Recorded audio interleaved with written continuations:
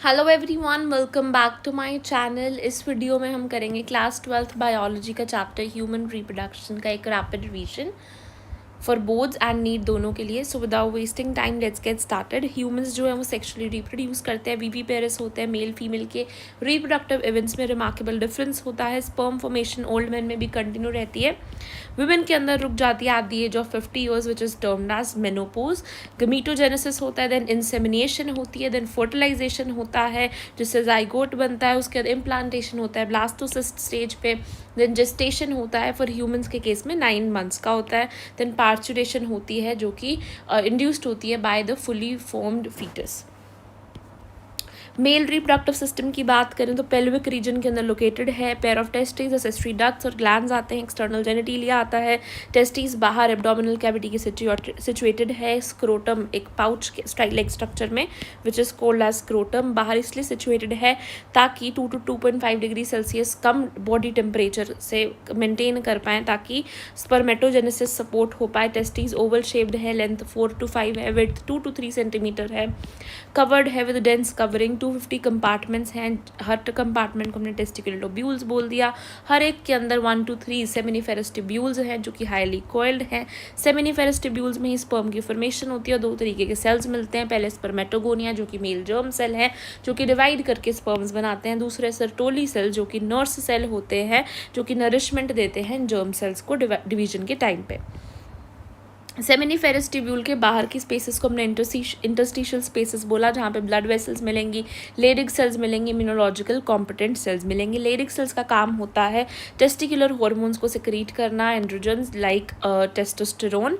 Mail sex एसेस्ट्री ducts की बात करें तो ट्यूबुली रेक्टी आता है, देन वो नेटवर्क बन जाता है रीट टेस्टिस, फिर थिन ट्यूब्स में जाता है which is vasa differentia, then epididymis में जाता है जो कि पोस्टीरियर साइड पे प्रेजेंट है, देन वास डिफरेंस के अंदर जाता है जो कि असेंड करता है इस तरीके से यूरिनरी ब्लैडर और loops over the urinary bladder, right.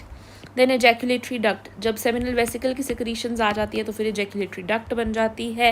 And then urethra जो कि ओरिजिनेट करती है फ्रॉम द यूरिनरी ब्लैडर और extends throughout the penis to its external opening which is called as urethral meatus. Penis जो है वो male external genitalia है, special tissues का बना है जिससे इरेक्शन ऑफ पेनिस जो है वो फैसिलिएट करती है इंसेमिनेशन को।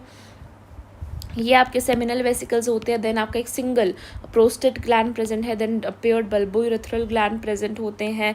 दिस इज होल पेनिस और यहाँ पर ये जो एनलार्ज पार्ट होता है इसे ग्लैंड्स पेनिस कहते हैं। इसके ऊपर की स्किन जो कि लूज फोल्ड ऑफ टिश्यू है इसे हम फोर स्किन कहते हैं। टेस्टिस होती है, टेस्टिस के ऊपर एपिडाइडमिस इस तरीके से प्रेजेंट है। टेस्टिस की बात करें तो ये टेस्टिकुलर लोब्यूल्स हैं। सेमिनिफेरस ट्यूब्यूल इसमें दिखाई दे रही है, इसमें स्पर्म बनता है, देन वो जाता है vasa rete testis tubuli recti के अंदर जो कि ये वाली ट्यूबुली रेक्टी है। This network is your rete testis, then ये वासा डिफरेंशिया है, then this is epididymis and then this is your vas deferens, right. इसके बाद मैं बात करती हूँ अगर ये देखो ये जो है बेसिकली हमें क्या दिखाई दे रहा है, सेमिनिफेरस ट्यूब्यूल यानी ये वाली जो ट्यूब्यूल है इसको हमने दिखाया है। तो इसके अंदर इंटरस्टिशियल स्पेसेस में इंटरस्टिशियल सेल्स प्रेजेंट है और अंदर बात करें तो अंदर हमें सर्टोली सेल दिखाई दे रहे हैं और साथ में स्पर्मेटोगोनिया और स्पर्म्स इस तरीके से अंदर की तरफ बनते जा रहे हैं। देन आगे बात करें मेल एक्सेसरी ग्लैंड्स जो है, सीमेन जो है वो रिलीज होता है फ्रॉम दी यूरेथ्रा। स्पर्म और सेमिनल प्लाज्मा दोनों प्रेजेंट होते हैं। स्पर्म्स तो हमने देख लिया किस तरीके से बन रहे हैं, बट सेमिनल प्लाज्मा जो है वो इन 3 ग्लैंड्स जो है मिलकर बनाते हैं। पहला ग्लैंड आपका सेमिनल वेसिकल जो कि पेयर्ड है, देन प्रोस्टेट ग्लैंड जो कि सिंगल होता है, देन बल्बोयूरेथ्रल ग्लैंड जो कि पेयर्ड होता है। इन तीनों की सिक्रीशंस ही हमारा सेमिनल प्लाज्मा बनाती है जो कि रिच होता है फ्रक्टोज, कैल्शियम और सर्टेन एंजाइम्स के अंदर। सेमिनल प्लाज्मा जो है प्रोवाइड करता है न्यूट्रिशन, मोटिलिटी और मीडियम स्पर्म्स को मूव करने के लिए। बल्बोयूरेथ्रल ग्लैंड की सिक्रीशंस जो है वो लुब्रिकेशन में भी हेल्प करती है पेनिस की। देन बात करते हैं फीमेल रिप्रोडक्टिव सिस्टम की। फीमेल रिप्रोडक्टिव सिस्टम के अंदर एक पेयर ऑफ ओवरीज आती हैं, ओविडक्ट्स यानी फिलोपियन ट्यूब है, यूट्रस है जो कि इन्वर्टेड पियर शेप्ड होता है, सर्विक्स है जो और वेजाइना है, दोनों मिला के बर्थ कैनाल कहलाती हैं। एक्सटर्नल जेनिटेलिया है जो कि पेल्विक रीजन पे सिचुएटेड होता है। मेमरी ग्लैंड्स हैं, ये सब कुछ इंटीग्रेटेड है स्ट्रक्चरली और फंक्शनली ताकि वो सपोर्ट कर पाएँ processes like ovulation, fertilization, pregnancy, birth और चाइल्ड केयर। ओवरीज जो है प्राइमरी फीमेल सेक्स ऑर्गन है, इनका काम होता है फीमेल गमीट यानी सेकेंडरी oocyte या ओवम कह लो इसको बनाने में। और कई सारे स्टेरॉयडल हार्मोन्स बनाने में, जिसे ओवेरियन हार्मोन्स कहते हैं। ओवरीज जो हैं एक एक ईच साइड पे लोकेटेड है ऑन द लोअर एब्डोमेन। हर एक ओवरी जो है वो उसकी जो लेंथ है that is about 2 to 4 centimetre और कनेक्टेड है पेल्विक वॉल से बाय लिगामेंट्स। ओवरी जो है वो उसके ऊपर एक थिन एपिथेलियम की लेयर होती है जो कि ओवेरियन स्ट्रोमा को इनक्लोज करती है, अंदर के पार्ट को इनक्लोज करती है। स्ट्रोमा को हमने डिवाइड करा है पेरीफ्री वाला पार्ट, यानी जो बाहर वाला पार्ट उसे कोर्टेक्स बोल दिया, अंदर वाले पार्ट को मेडुला बोल दिया। देन ये डायग्राम हमें दिखाई दे रहा है, ठीक है। ये यूट्रस है, ये आपका सर्विक्स और वेजाइना यहाँ पे प्रेजेंट होती है, यूरिनरी ब्लैडर है, this is your pubic symphysis, और ये एक इरेक्टाइल टिश्यू होता है which is your clitoris, right. ये पीछे वाला रेक्टम होता है। ओविडक्ट्स, यूट्रस, वेजाइना, ये सब जो है सेस्ट्री डक्ट्स बनाती हैं। फिलोपियन ट्यूब की लेंथ 10 to 12 सेंटीमीटर है और ओवरी की लेंथ 2 to 4 सेंटीमीटर है।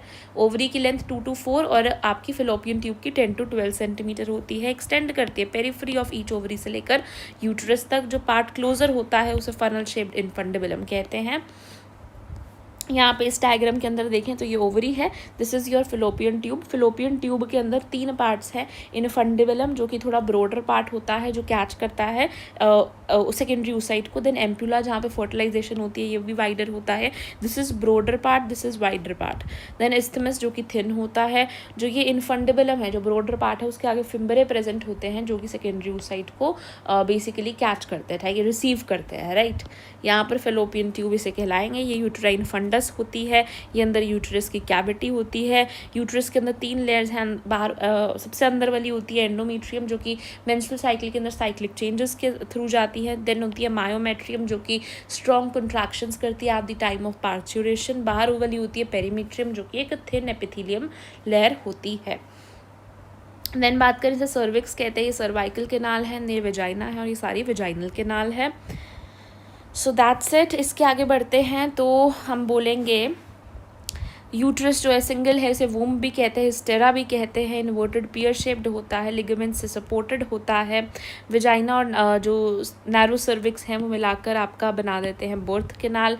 देन हमने ये सारा देख लिया। इसके बाद बात करें अगर हम फीमेल एक्सटर्नल जेनाइटलिया की, तो फिर बात करिए मोन्स प्यूबिस होता है जो कि कुशन ऑफ फैटी टिश्यू है जिसके ऊपर प्यूबिक हेयर भी प्रेजेंट है। देन बात करें एक फ्लैशी फोल्ड प्रेजेंट होता है जो कि होता है लेबिया मेजोरा, उसके अंदर प्रेजेंट होते हैं लेबिया माइनोरा।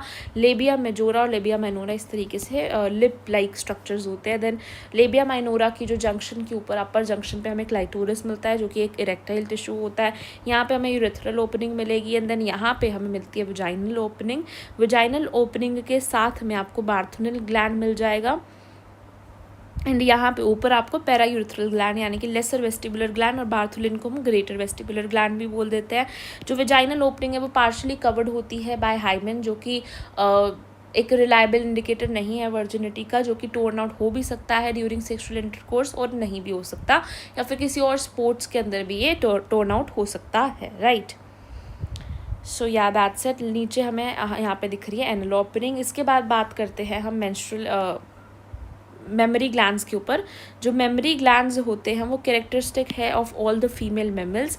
मेमरी ग्लैंड्स जो है वो पेयर्ड स्ट्रक्चर है जिनके अंदर ग्लैंडुलर टिश्यू प्रेजेंट होते हैं और variable amount of fat present होता है। डिपेंड करता है डिफरेंट फीमेल के अंदर डिफरेंट वेरिएबल अमाउंट का फैट होता है। जो ग्लैंडुलर टिश्यू होते हैं of each breast is divided into 15 to 20 memory lobes. यहाँ पर अगर हम देखें तो हमारे पास 15 to 20 मेमरी लोब्स प्रेजेंट होते हैं। हर एक लोब्स के अंदर आपको मिलेगा मेमरी एल्वियोलाई मिलेंगे। एल्वियोलाई जो होते हैं क्लस्टर ऑफ सेल्स होते हैं जो कि सिक्रीट करते हैं और स्टोर भी करते हैं। देन बात करें उसके बाद हमें मिलती है मेमरी ट्यूब्यूल्स मिलते हैं। क्या मिलते हैं? मेमरी ट्यूब्यूल्स मिलते हैं। देन हमें मेमरी डक्ट मिलती है। देन हमें मेमरी एम्पुला मिलता है which is the wider region and then lactiferous duct मिलती है। देन हमें निपल पे मिल्क जो है एक्सप्रेस किया जा सकता है या फिर मिल्क जो है वो सक किया जा सकता है, राइट। सो यहाँ पे इसे याद करना है तो LADTA, राइट। यहाँ पे ऐसे कर सकते हो लड़ता एंड देन यहाँ पे मेमरी लोब्स भी होते हैं, राइट।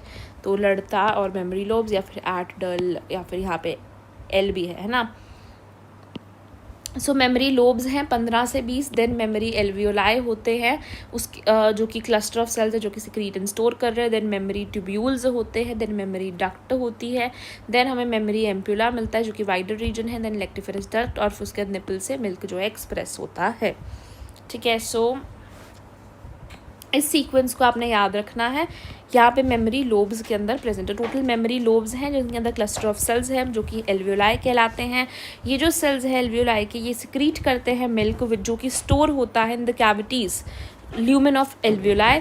ये जो एल्वियोलाई है आगे खुल के बनाता है मेमोरी ट्यूब्यूल्स, और ये मेमोरी ट्यूब्यूल्स जुड़ के बनाती है मेमोरी डक्ट, और सेवरल मेमोरी डक्ट्स जो है वो बनाती हैं वाइडर मेमोरी एम्पुला, और which is connected to the lactiferous duct, and this opens at nipple from where milk is expressed during breastfeeding, right?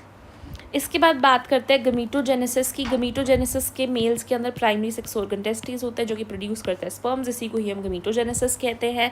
सबसे पहले स्पर्मेटोगोनिया से हम स्टार्ट करते हैं। स्पर्मेटोगोनिया को अगर मैं देखूं तो डिप्लॉयड 2N और 2C होता है, मोनाड स्टेज पे होता है। इसमें माइटोसिस होती है, प्राइमरी स्पर्मेटोसाइट बन जाता है जो कि 2N4C हो जाएगा क्योंकि कंटेंट यहाँ पर डबल हो जाता है, पर 2N ही रहता है। ये डायड स्टेज होती है। देन मियोसिस 1 होता है, तो यहाँ पर हमें सेकेंडरी स्पर्मेटोसाइट बन जाता है। यहाँ पे सब कुछ आपका रिडक्शनल डिवीजन होती है तो हाफ हो जाता है। मियोसिस 2 में आपका सिर्फ ये हाफ हो जाता है, राइट, कंटेंट। ये भी आपका जहाँ पे आपका N और C की वैल्यू सेम है तो वो मोनाड स्टेज है, जहाँ पे C डबल है एज कम्पेयर टू N तो वो डायड स्टेज होती है। देन स्पर्मेटेड जो है वो डिफरेंशिएट करता है और स्पर्म बना देता है। इस पूरे प्रोसेस को हम कहते हैं स्पर्मेटोजेनेसिस, और इसके जो लास्ट स्टेप है स्पर्मेटेड से स्पर्म का कन्वर्जन उसे कहते हैं स्पर्मियोजेनेसिस। और अगर ये स्पर्म्स जो हैं ये सर्टोरी सेल में एम्बेडेड होती है, जब इनका रिलीज होता है उसे हम कहते हैं स्पर्मिएशन। रिलीज को स्पर्मिएशन, टोटल प्रोसेस को स्पर्मेटोजेनेसिस कहते हैं जो कि प्यूबर्टी पे बिगिन होता है, और जो लास्ट स्टेप होता है स्पर्मेटेड से स्पर्म बनना वो स्पर्मियोजेनेसिस होता है।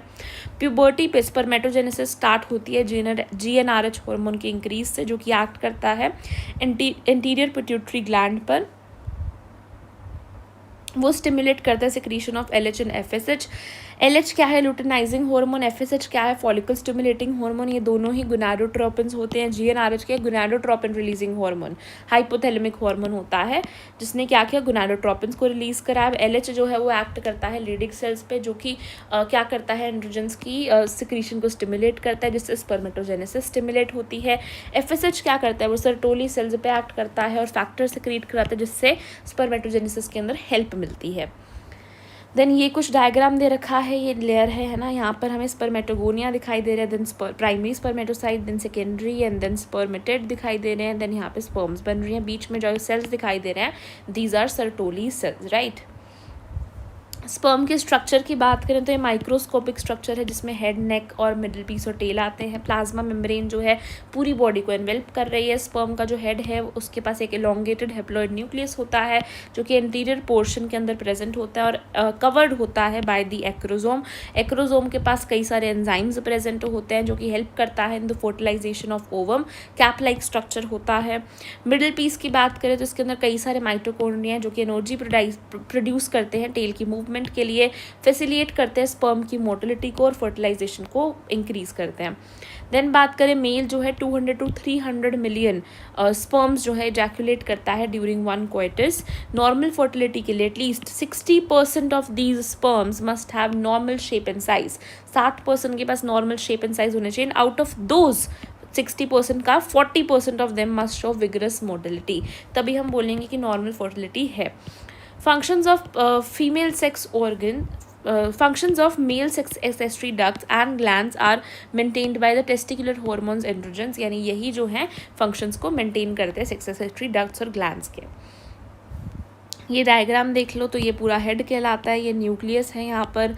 देन ये एक्रोजोम है, एक्रोजोम के ऊपर प्लाज्मा मेम्ब्रेन जो पूरी बॉडी को कवर कर रही है। ये नेक है, ये सारा मिडिल पीस है और ये सब माइटोकॉन्ड्रियाज हैं। ये दिस इज़ योर टेल और ये लास्ट का इंटरपीस होता है।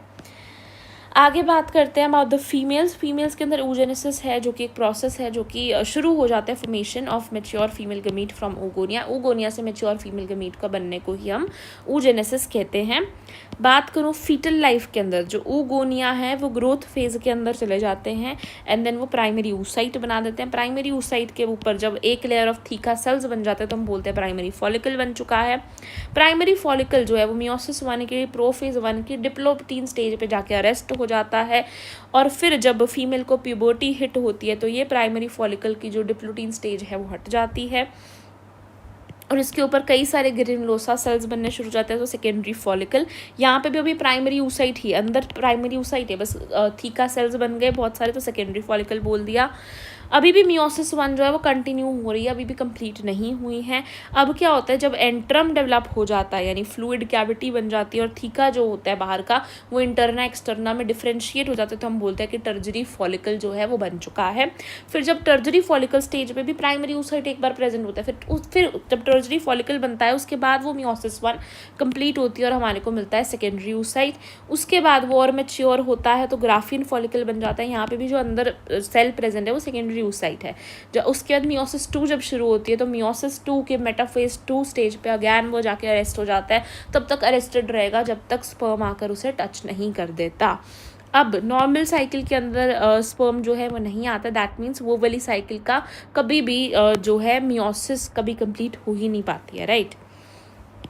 देन बात करते हैं फर्टिलाइजेशन की। तो ग्राफियन फॉलिकल जो है वो जब ओव्यूलेशन यानी ग्राफियन फॉलिकल जो है ओव्यूलेशन के टाइम पर सेकेंडरी oocyte को रिलीज़ करता है। जब फर्टिलाइजेशन होती है तभी वो ओवम बनता है और साथ में सेकेंड पोलर बॉडी रिमूव हो जाती है, राइट। अगर वो नहीं होता पाता ओव्यूलेशन के बाद, मान लो फर्टिलाइजेशन नहीं हो रही है, तो वो जो है ग्राफियन फॉलिकल तो डिजेनरेट हो जाता है कॉर्पस ल्यूटियम के अंदर। अगर फर्टिलाइजेशन नहीं हो रही होती है तो वो कॉर्पस एल्बिकन बन जाता है। फर्टिलाइजेशन हो रही होती है तो फिर HCG उसे परसिस्ट करवा लेता है और वो पूरी प्रेगनेंसी जो है परसिस्ट करता है। सेकेंडरी oocyte की बात करें तो उसके ऊपर जोना पेल्यूसिडा की एक कवरिंग भी प्रेजेंट होती है। तो मियोसिस 1 जो है वो सिर्फ टर्जरी फॉलिकल के अंदर ही कंप्लीट हो रहा है। देन बात करें ऊगोनिया था, जो कि क्या था 2N2C था, मोनाड स्टेज थी। माइटोसिस करके प्राइमरी oocyte बना गया, कंटेंट डबल हो गया। देन मियोसिस 1 करी जो कि अरेस्टेड थी प्रोफेज 1 स्टेज पे, डिप्लोटीन स्टेज पे।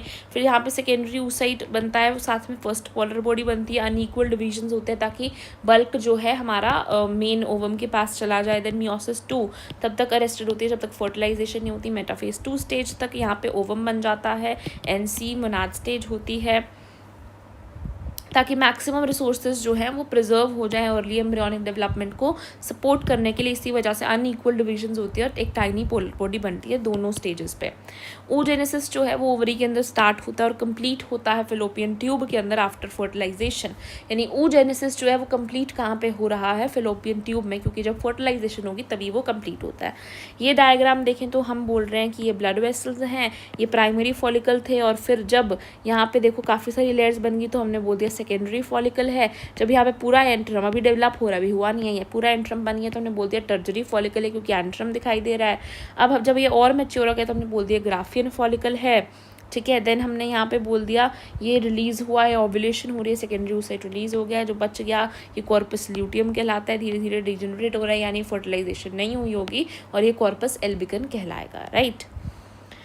कपल ऑफ मिलियन oogonia जो है वो फीटल ओवरी के अंदर प्रेजेंट होते हैं। कोई भी oogonia बर्थ के बाद ऐड नहीं होता है। Large number of primary follicles जो है वो डिजेनरेट कर जाते हैं बर्थ से लेकर प्यूबर्टी तक।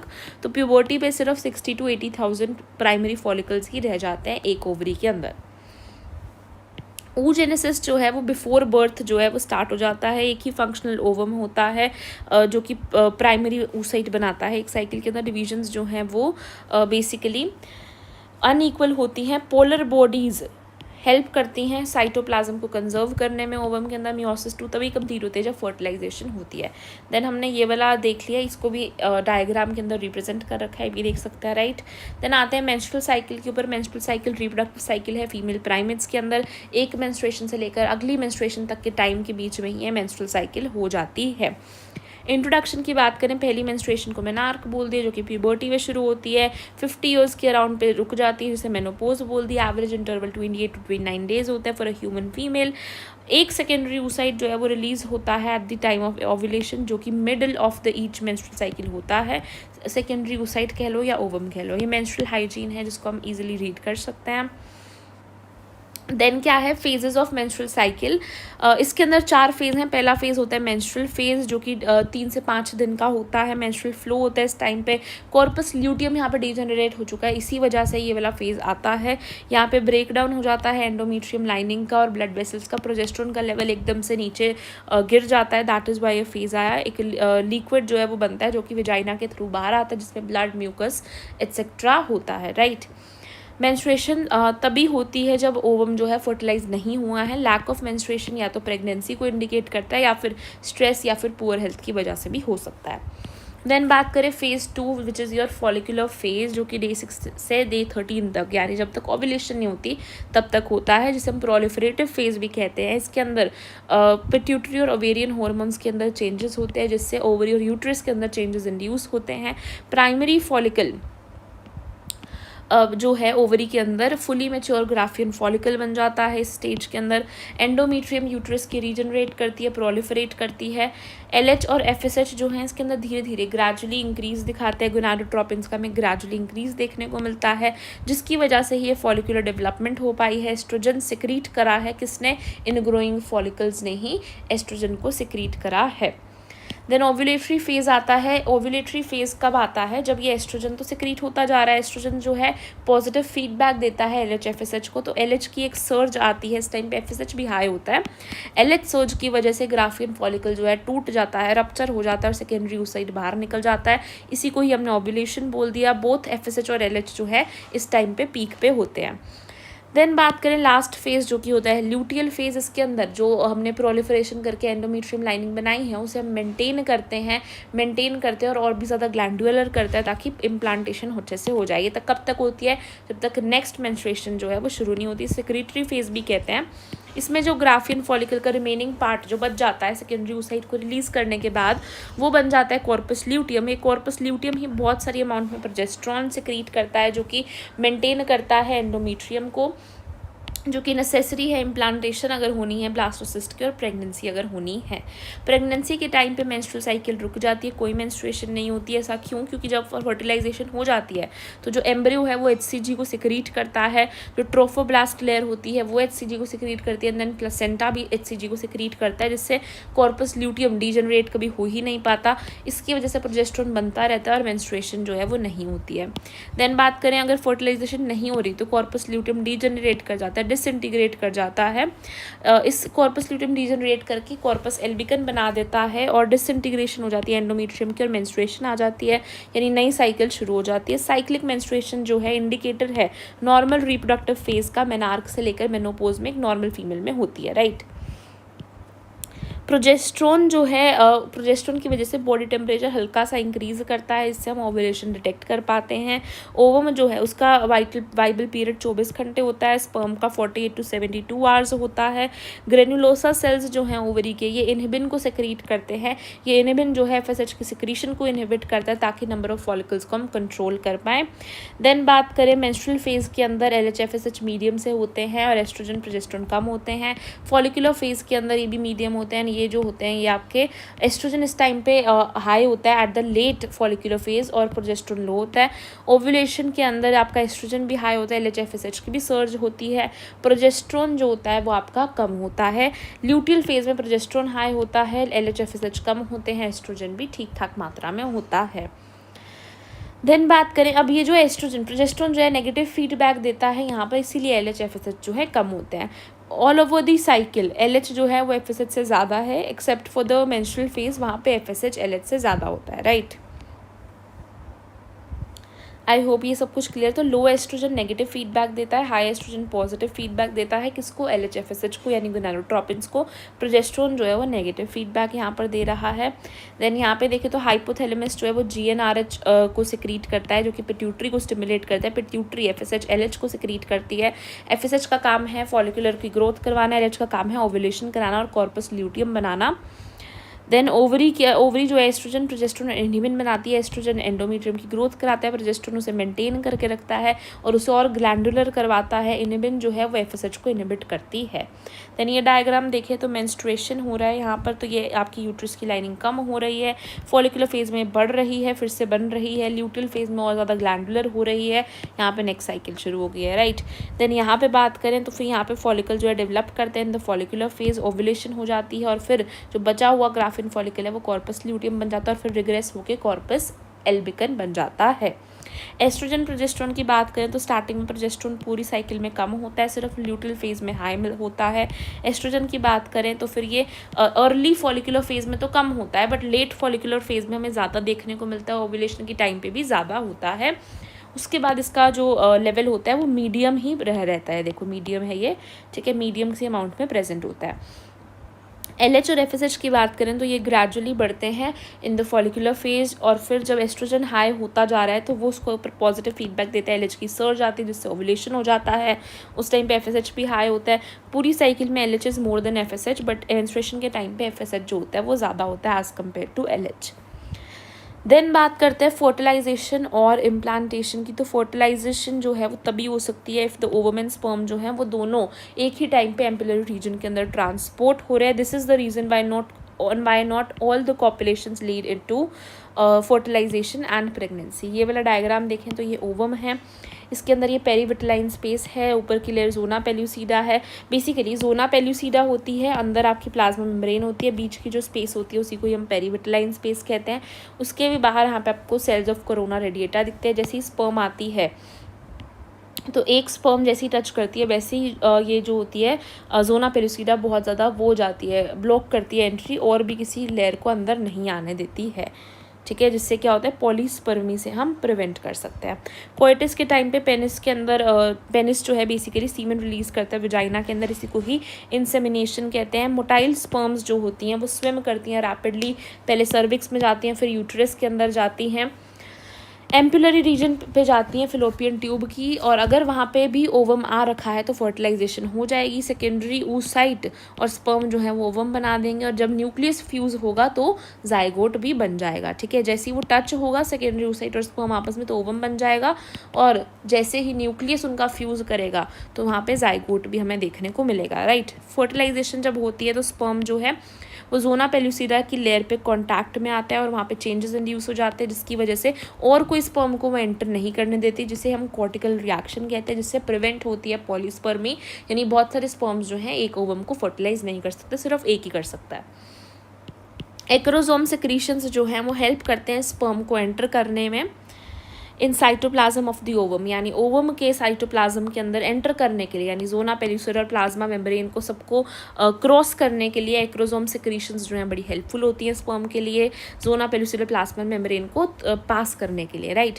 और फिर मियोसिस 2 कंप्लीट हो जाती है, सेकेंडरी oocyte ओवम और सेकेंड पोलर बॉडी बना देता है जो कि अनइक्वल डिविजन्स होती हैं। सेकेंडरी oocyte जो है आपका पहले ऊटेड बनाता है, देन मेच्योर होके ओवम बनाता है। मैं ऐसा भी कह सकती हूँ जैसे वहाँ पे स्पर्मेटेड बनता है और स्पर्म बनता है, वैसे ही यहाँ पे ऊटेड और फिर मेच्योर होके ओवम बनता है, और साथ में सेकेंड पोलर बॉडी भी बनती है, राइट। देन बात करें हम सारा जो भी यहाँ पे मैंने लिख रखा है जो भी मेन चीज़ें, फर्टिलाइजेशन जब पहले होती है तो फ्यूजन होता है स्पर्म और ओवम का, जाइगोट बनता है, और ये कहाँ पे हो रहा है, एम्पुला के अंदर हो रहा है। जाइगोट जो है एक सिंगल डिप्लॉयड सेल होता है जो कि माइटोटिक डिवीजन को स्टार्ट करने वाला है, जो कि ओविडक्ट में स्टार्ट कर रहा होता है, राइट। फिर क्लीवेज क्या होता है, रैपिड माइटोटिक डिवीजन्स होती हैं, इसमें साइज में कोई इंक्रीज नहीं होता, बस डिवीजन्स होती हैं। ये तब हो रही होती है जब मूवमेंट कर रहा होता है जो बेसिकली जाइगोट है, जब वो मूव कर रहा होता है ओविडक्ट के अंदर इस्थमस की तरफ मूव कर रहा होता है, एम्पुला देन इस्थमस है ना, तो वहाँ पे मूव कर रहा होता है। तो ब्लास्टोमियर्स क्या है, वो जो सेल्स बन रहे हैं आफ्टर द क्लीवेज, उसी को ही हमने ब्लास्टोमियर्स बोल दिया। 2, 4, 8, 16 ऐसे करके बन रहे हैं और ओविडक्ट में बन रहे हैं। मोरुला क्या है, एक स्टेज है जो कि 8 to 16 ब्लास्टोमियर्स की होती है, एक सॉलिड बोल बन जाती है, मलबेरी जैसी दिखती है, और वो स्टेज जो है यूट्रस के अंदर जस्ट एंटर हो रही होती है। देन ब्लास्टोसिस्ट, ब्लास्टुला एक स्टेज है जो कि होलो स्टेज है, जहाँ पे एक आउटर लेयर होती है ब्लास्टोसिस्ट की जिसे हम ट्रोफोब्लास्ट कहते हैं, और एक इनर लेयर होती है बन जाती है ट्रोफोब्लास्ट की ब्लास्टोसिस्ट की बेसिकली, जिसे हम इनर सेल मास कहते हैं। कुछ इस तरीके से दिखाई देता है, बाहर की लेयर ट्रोफोब्लास्ट होती है और बीच का एक इनर सेल मास प्रेजेंट होता है जो कि उससे अटैच्ड होता है, ठीक है। ये जो ट्रोफोब्लास्ट है इम्प्लांटेशन करता है इनर सेल मास ही, बाद में फ्यूचर में जाके एम्ब्रियो बनाता है। ये वाली जो स्टेज है यूट्रस के अंदर ही बनती है। देन बात करें इसी स्टेज की इम्प्लांटेशन होती है, ब्लास्टोसिस्ट एंडोमेट्रियम पे जाके अटैच होता है, ट्रोफोब्लास्ट की मेन हेल्प होती है। देन जो है गेस्ट्रुला बनता है, जब इनर सेल मास डिफरेंशिएट कर जाता है इनटू एक्टोडर्म, मेसोडर्म, एंडोडर्म, तो फिर आपका गेस्ट्रुला स्टेज बनती है जो कि यूट्रस में बनती है, और गेनोजेनेसिस होता है, ऑर्गन्स बनने शुरू होती हैं from these germ layers uterus में ही, और फिर फीटस जो है वो रेडी हो जाता है यूट्रस के अंदर ही, राइट। देन बात करें सेक्स डिटर्मिनेशन की, एक्स होती है फीमेल और जो मेल होता है वो XY होता है। तो मेल 2 तरीके के स्पर्म्स बनाता है, 50% X बनाता है, 50% Y, पर फीमेल एक ही तरीके का एक बनाती है विच इज़ X। अगर ये X वाला आके फर्टिलाइज कर रहा है इसको तो फिर फीमेल पैदा होती है, अगर Y वाला करता है तो फिर मेल पैदा होता है, राइट। देन अगर मैं बात करूँ माइटोटिक डिविजन्स जो हैं यहाँ पर होती है परफॉर्म, है ना, ब्लास्टोमियर्स बनते हैं। 8 to 16 ब्लास्टोमियर्स को मोरुला कहते हैं जो कि यूट्रस में मूव करता है, ब्लास्टोसिस्ट बना देता है। ब्लास्टोमियर्स ब्लास्टोसिस्ट के अरेंज हो जाते हैं आउटर और इनर लेयर में, ट्रोफोब्लास्ट और इनर सेल मास बना देते हैं। ये ट्रोफोब्लास्ट जो एंडोमेट्रियम पे जाके अटैच होना होता है, इनर सेल मास ने एम्ब्रियो बनाना होता है। अटैचमेंट के बाद जो यूट्राइन सेल्स हैं वो डिवाइड करते हैं रैपिडली और ब्लास्टोसिस्ट को कवर कर लेता है। ये यूट्रस होती है, ये जाके अटैच होता है और यूट्रस की सेल्स उसे प्रोलिफरेट करके उसे पूरे अच्छे से कवर कर लेते हैं, ठीक है। So that's it.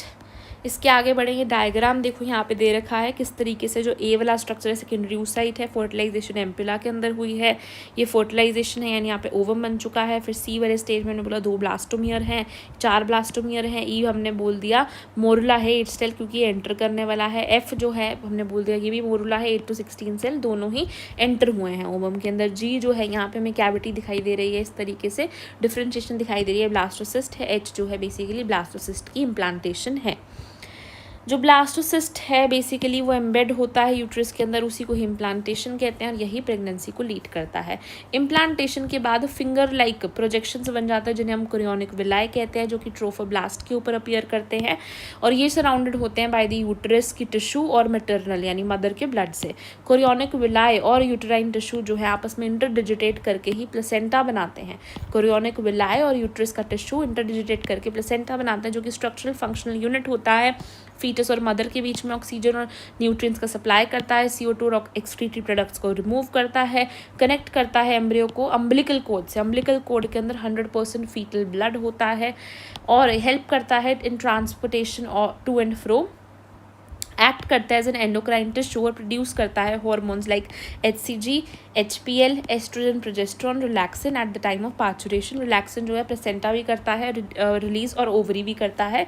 HCG, HPL और रिलैक्सिन जो है ये सिर्फ प्रेग्नेंट फीमेल्स में दिखता है, एस्ट्रोजन प्रोजेस्टेरोन जो है नॉर्मल फीमेल में भी दिखता है, but at the time of pregnancy इसका भी मात्रा जो है इंक्रीज होती है और other hormones like prolactin, cortisol, thyroxine इन सब की मात्रा बढ़ जाती है फीटल ग्रोथ को सपोर्ट करने के लिए और प्रेगनेंसी को मेंटेन करने के लिए। देन इनर सेल मास जो एम्ब्रियो था वो डिफरेंशिएट करता है एक्टोडर्म और एंडोडर्म जो कि आउटर और इनर लेयर है और बाद में मीजोडर्म भी हमें दिखाई देती है। ये 3 लेयर्स जो हैं ये सारे टिश्यू और ऑर्गन को बनाने के कैपेबल होते हैं, पोटेंशियल रखते हैं सबको बनाने में। इनर सेल मास के पास कुछ सर्टेन सेल्स होते हैं जिन्हें हम स्टेम सेल्स कहते हैं, जिनके पास पोटेंसी होती है to give rise to the old tissues and organs. बात करें फर्स्ट मंथ के अंदर हार्ट जो है वो बन जाता है, सेकंड मंथ में लिम्स और डिजिट बन जाते हैं, थर्ड मंथ में मेजर ऑर्गन सिस्टम बन जाता है, फिफ्थ मंथ में बच्चा पहली मूवमेंट यानी फर्स्ट किक जो है मदर को फील होती है, उसके सिर पे बाल दिखाई देते हैं, सिक्स्थ मंथ में उसकी बॉडी के ऊपर फाइन हेयर दिखाई देते हैं, आईलिड सेपरेट हो जाती है, आईलैशेस बन जाती हैं, 9th मंथ के अंदर फीटस पूरी तरीके से रेडी होता है पैदा होने के लिए। ह्यूमंस की बात करें तो 9 मंथ्स का जेस्टेशन पीरियड होता है जिसको हमने 3 ट्राइमेस्टर्स में डिवाइड करा है, हर ट्राइमेस्टर में 3 महीने यानी 12 हफ्ते हैं, टोटल वीक्स देखें तो 36 हफ्ते हो जाते हैं। ह्यूमन की 9 मंथ्स का जेस्टेशन पीरियड, डॉग का 2 मंथ्स का, कैट का भी 2 मंथ्स का, एलिफेंट का 22 मंथ्स का, ठीक है। देन जेस्टेशन पीरियड वो पीरियड है, एवरेज ड्यूरेशन है ऑफ ह्यूमन प्रेगनेंसी जो कि अबाउट 9 मंथ्स होता है, इसी ड्यूरेशन को हम जेस्टेशन पीरियड बोलते हैं। पार्चुरेशन क्या होता है, एक स्ट्रॉन्ग कंट्रैक्शन होती है यूट्रस की eight the time end of the pregnancy, जो कि पार्चुरेशन जो है कॉम्प्लेक्स न्यूरो एंडोक्राइन मैकेनिज्म से कंट्रोल्ड है। सिग्नल जो है फुली डेवलप्ड फीटस और प्लेसेंटा देते हैं, इस सिग्नल से माइल्ड यूट्राइन कंट्रैक्शंस होती हैं, इसकी वजह से इन्हीं कंट्रैक्शंस को हम कहते हैं फीटल इजेक्शन रिफ्लेक्स, इसी कंट्रैक्शंस को हम कहते हैं फीटल इजेक्शन रिफ्लेक्स। तो फीटल इजेक्शन रिफ्लेक्स क्या करता है, मैटरनल पिट्यूटरी को कहता है, स्टिमुलेट करता है और वहाँ से ऑक्सीटोसिन बनता है। ऑक्सीटोसिन जो है वो यूट्राइन मसल्स पे एक्ट करके यूट्राइन कंट्रैक्शंस करवाता है स्ट्रॉन्ग, और फिर जितनी स्ट्रॉन्ग होती है फिर वो और ऑक्सीटोसिन पॉजिटिव फीडबैक देता है, और ऑक्सीटोसिन बनता है और स्ट्रॉन्ग कंट्रैक्शंस होती है, देन और ऑक्सीटोसिन बनता है पॉजिटिव फीडबैक से, देन और स्ट्रॉन्ग कंट्रैक्शंस होती हैं जब तक बच्चा बाहर ना आ जाए, एक्सपेल्ड आउट ना हो जाए थ्रू द बर्थ कैनाल। बाद में प्लेसेंटा को भी एक्सपेल आउट कर दिया जाता है यूट्रस से, वो शेड आउट हो जाता है। डॉक्टर्स जो हैं इस टाइम पे किस हार्मोन को इंजेक्ट करते हैं डिलीवरी को इंड्यूस कराने के लिए, तो हम बोलेंगे ऑक्सीटोसिन को इंड्यूस करवाते हैं, राइट। देन बात करें प्रेगनेंसी के टाइम पे जो मेमरी ग्लैंड्स है वो डिफ्रेंशिएट करते हैं और एंड ऑफ द प्रेगनेंसी में वो मिल्क प्रोड्यूस करना शुरू कर देते हैं। मिल्क प्रोडक्शन को ही हम लैक्टेशन कहते हैं। ये क्या करती है, मदर को न्यूबॉर्न को फीड करने में हेल्प करती हैं। कोलोस्ट्रोम जो होता है वो कुछ स्टार्टिंग के दिनों का जो मिल्क होता है उसी को हम कोलोस्ट्रोम कहते हैं। देन बात करें कोलोस्ट्रोम के अंदर कई सारी एंटीबॉडीज़ होती है, IgA प्रेजेंट होता है। फंक्शन क्या है, इम्यूनिटी प्रोवाइड करता है, रेजिस्टेंस देता है न्यूबॉर्न को towards all the diseases. Importance क्या है ब्रेस्ट फीडिंग की, तो अर्ली ग्रोथ पीरियड के अंदर रेकमेंड करते हैं डॉक्टर्स ताकि एक हेल्दी डेवलपमेंट हो पाए बेबी की, ठीक है। देन आई वुड रिकमेंड आप इस NCERT समरी को एक बार रीड कर लो। And that's it for this video. Thank you for watching.